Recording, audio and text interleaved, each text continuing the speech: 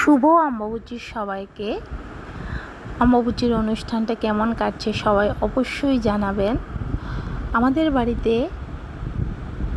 শুভ অম্বুবাচীর সময় আম দুধ খাওয়াটা অনেকটা শুভ বলে মনে হয় এবং সবাই এটা খায়। তো আমি আজকে আম ছুলে নিয়েছি। তো তার সঙ্গে চিড়ে, মুড়ি, তারপর বাতাসা, দুধ সেগুলিকে একসাথে মাখিয়ে তো সকালের ব্রেকফাস্টটা সেরে নিলাম। আপনারা কি এভাবে করেন অম্বুবাচীর সময়? অবশ্যই আমাকে জানাবেন। আর কার কার আম দুধ মুড়ি এগুলি একসাথে মাখিয়ে খেতে ভালো লাগে বলুন তো, আমাকে কমেন্ট করে তাও জানাবেন। দেখা হচ্ছে পরের কোনো অন্য ভিডিওতে। বাই। আর হ্যাঁ, যাওয়ার আগে আমার পেজটাকে অবশ্যই ফলো করে যাবেন।